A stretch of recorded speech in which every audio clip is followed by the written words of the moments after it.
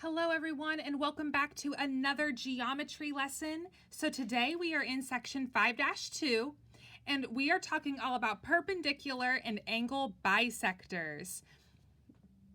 So what I'd like for you to be able to do by the end of this lesson is to use the properties of perpendicular bisectors and angle bisectors in order to solve for missing values. So first, what we need to do is talk a little bit about vocabulary. So we have 3 new pieces of vocab for you. The first one is equidistant. Equidistant. It is exactly what it sounds like. It is when a point is equal or the same distance between two things. So that might be 2 points, it might be 2 segments, or whatever really. All right, next we have something called a perpendicular bisector. A perpendicular bisector is a line or segment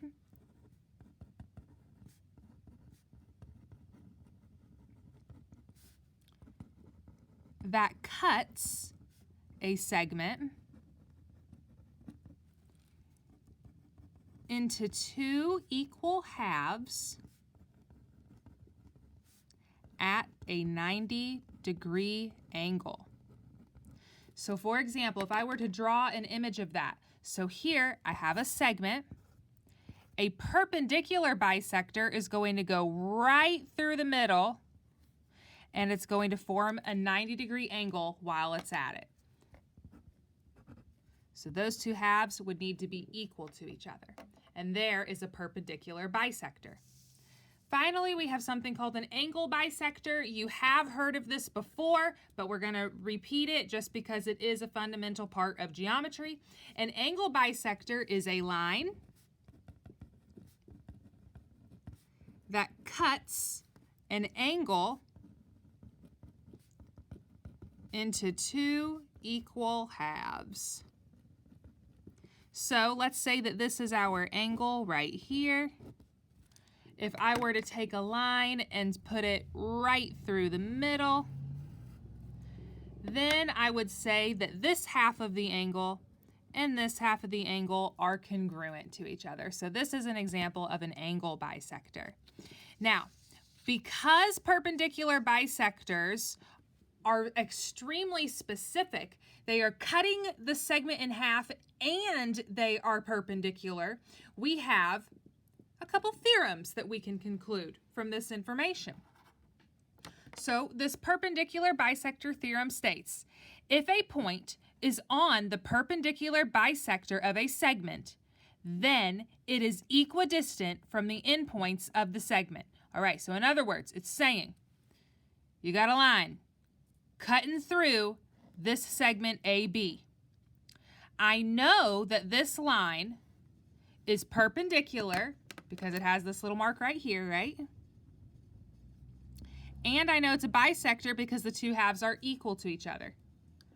I then know any point on this line. It could be here, it could be here, it could be way up here. No matter what, if that point is on this line, the distance from this point to A and from this point to B is going to be the same. Or from this point to A and this point to B, that's going to be the same. So my conclusion for this one, because of the image that it had given me, I'm going to say XA is equal to XB. So the distance from X to A is equal to the distance from X to B. I can do that in reverse. Remember, the word converse just means turn it around, essentially. So it says if a point is equidistant from the endpoints of a segment, then it is on the perpendicular bisector of the segment. So here it's saying, oh, from A to X and from B to X is congruent, or it's the same measure. Notice because of these marks right here, that's why I'm able to conclude that. So now I can say, X must be on the perpendicular bisector, which means AY must be congruent to YB. So I'm saying this guy is congruent to this guy, but also XY must be perpendicular to AB. In other words, this guy right here must be meeting this guy at a 90-degree angle. So it's the same thing, it's just one is going forward and the other is going backwards. Let's use these properties in a couple examples. So it says find each measure. For the first one, I want to find the measure of MN. MN is a line segment from M to N. All right, so notice I have a perpendicular bisector in this image, which means that this half is congruent to this half, or from M to N is going to equal from L to N. So MN is going to equal 2.6. All right, next I have BC. I'm trying to find the length of BC. So I'm looking for the whole distance across from B to C. All righty. Once again, based off of the information in this image, I know that from C to A and from B to A is congruent because they're both 38. Because these lengths are equal, that means this guy is a perpendicular bisector. So if it bisects, then it forms two equal halves. So now this half is equal to that half. To figure out the total, add it up. So I'm going to get 12 times 2, or 24 is equal to BC.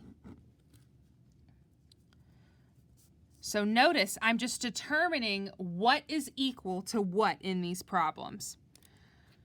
For my last problem, I'm trying to find the length of TU, which is from here to here. Alrighty. Once again, I have a perpendicular bisector. So this guy is equal to this guy. If two things are equal, or if two things are the same size, I can set them equal to each other in an equation. So I'm going to say 3x plus 9 is equal to 7x minus 17. That's my first equation that I'm setting up. Now I'm going to start solving for x. So I'm going to subtract 3x from both sides. That gets me 9 is equal to 4x minus 17. I'm going to add 17 to both sides. That gets me 26 is equal to 4x. Divide by 4. That gets me x is equal to 6.5. Here's the issue. It did not ask me for x. It asked me for TU. So what I'm going to do, I'm going to take this 6.5, substitute it in for x, and then figure out TU. So I have 3 multiplied by 6.5 plus 9. When I do that and I, simplify it down, I get TU is equal to 28.5. TU is equal to 28.5. All right, flip your paper over. Now we have some theorems about angle bisectors. So notice over here, they were perpendicular bisectors. Now they're angle bisectors. So that's the difference. So it says, if a point is on the angle or the bisector of an angle, then it is equidistant from the sides of the angle. All right. So what this is telling us is this. I have a segment PC going through this whole angle. And notice how either half is congruent. Because the two halves are congruent, I now know this distance is the same as that distance. This bisector is the same distance away from either side of the angle at any given time. So I'm going to say that AC is equal to BC. In other words, the distance from A to C is equal to the distance from B to C. We can also do the converse of that. So it's the same concept, just backwards. So here, because I know that from B to C is equal to from A to C, because of my congruency markers, I can then say, oh, hey, that must be an angle bisector. This half must be the same as that half. So I'm going to say angle APC is congruent to angle CPB. Now let's use what we know about angle bisectors to solve these next three problems. So it wants us to find BC. It wants us to find a side length, so from here to here. Because I know that this is an angle bisector, the reason I know that is because both of these angles are marked as congruent. I then know that this part and this part are both congruent, so BC is equal to 7.2.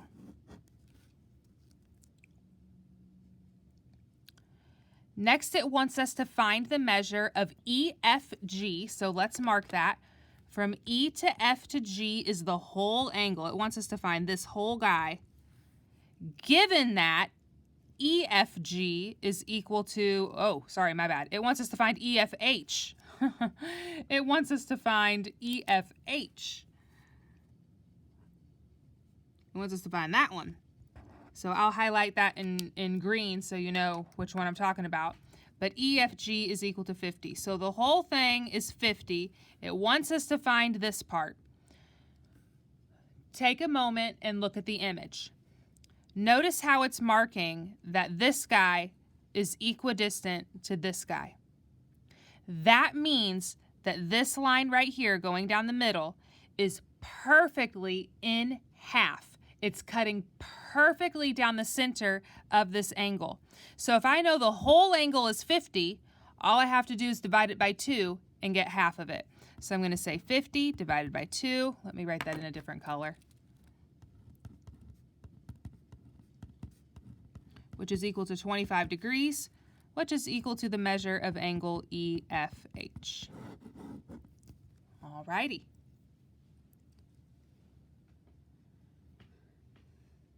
We just have one more problem to do on this page, and then one more after that, and then we're done. All righty, so it says, find the measure of angle MKL. MKL is this guy right there. I know, based off of the markings in this, that this half is congruent to this half. Because two things are congruent, I can then set them equal to each other. This half is equal to this half. This angle, which is expressed with this expression, is equal to this angle, which is that expression. So I'm going to say 3a plus 20 is equal to 2a plus 26. I'm going to start solving for a now. So subtract 2a. That leaves me a plus 20 is equal to 26. Subtract 20 from both sides. I get a is equal to 6. Alrighty. If a is equal to 6, that's just half of the work. I don't want to solve for a. I want to solve for MKL. A was just a necessary step in the middle. So I'm going to take this A and I'm going to substitute it back into my equation. So now I have 2 times 6 plus 26, and that's going to equal 12 plus 26, or 38.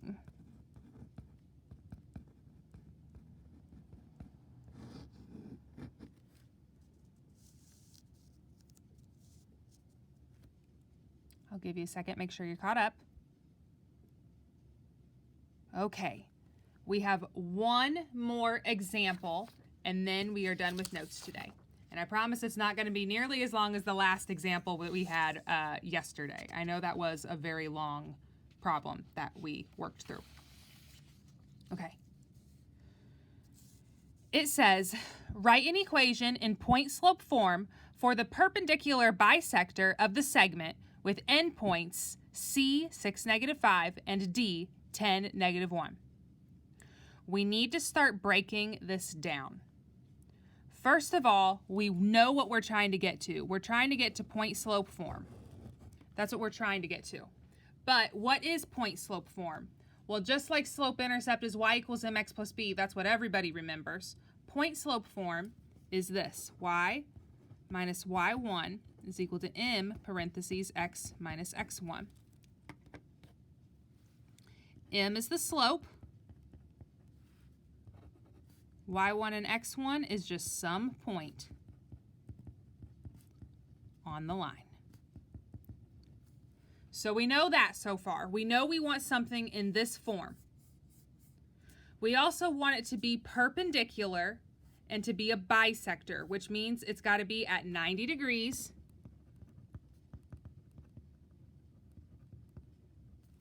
and it has to be in the middle because it's a bisector. So that's everything that I'm able to kind of break down at this point. What we're going to do now is graph our 2 points. So I have C at 6, -5. So over 6 down 5. 1, 2, 3, 4, 5. And then D at 10, 1. So over 10 up 1. And then I'm going to connect those 2 points. Okay. I am trying to find the equation of a line that is going to be at a 90-degree angle to this line and going through the middle of it. So there are 2 things that I need you to recall. So first of all, recall perpendicular lines have opposite reciprocal slopes. Perpendicular lines have opposite reciprocal slopes. What is an opposite reciprocal again? I'll go down here and I'll show you. Okay, so that might be 2/3 and -3/2. Notice how I flip the fraction over and I change the positive to a negative. Or 1/4 and -4/1. Or -5/6 and 6/5. So I take my number and I flip it upside down, and then I change the positive to a negative, or vice versa. Okay, so that is what an opposite reciprocal is. Whatever my new equation is, it needs to have the opposite reciprocal of the slope of this line. So let's figure out the slope of this line first, and I can just count on the graph. Slope is rise over run. Oh, let me mark this, C and D. Okay. So the slope from C to D is up 1, 2, 3, 4, 5, 6 over 1, 2, 3, 4. So the slope of CD is equal to 6/4 or 3/2. The slope of this line. So the slope of a perpendicular bisector, so the perpendicular slope,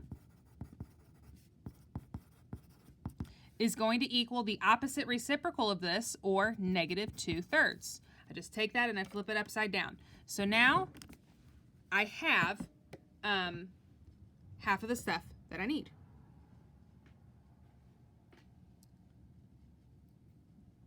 I also need to figure out the very center of that line. Well, we talked about finding the center of a line yesterday in the notes, and that is the midpoint.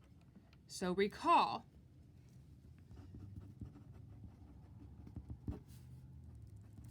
if something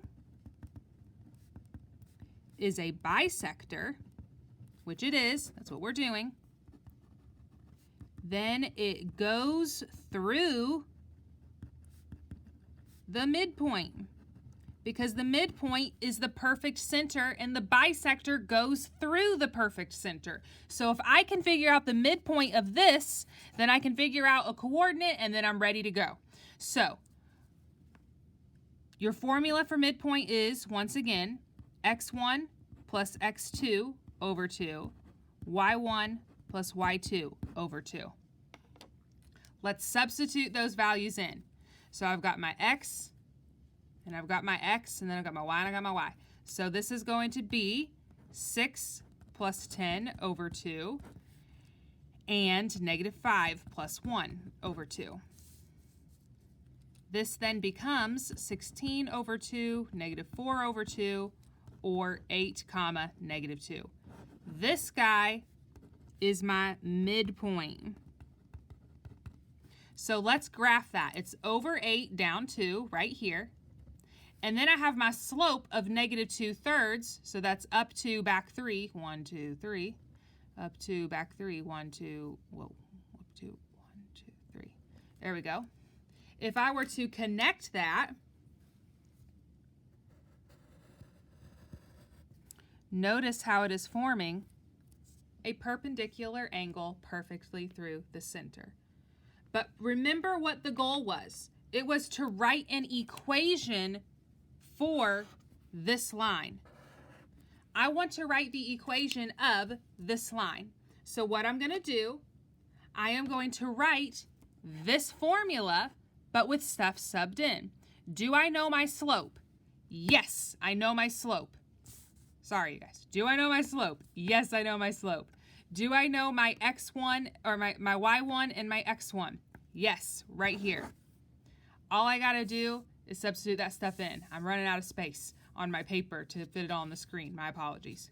So I'm going to rewrite my formula down here just so you can see it. So it's y minus y1 is equal to m parentheses x minus x1. So I'm going to take my y value, stick it in for my y. Take my x value, stick it in for my x. So this is my x1, y1, and m.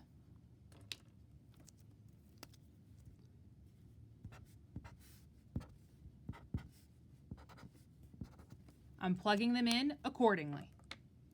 So I'm now going to have y minus negative 2 is equal to negative 2/3 parentheses x minus 8.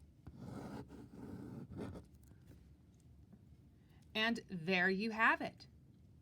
Thank you so much for you guys, your patience and for watching my video. If you have questions, bring them to class to me tomorrow. See you later.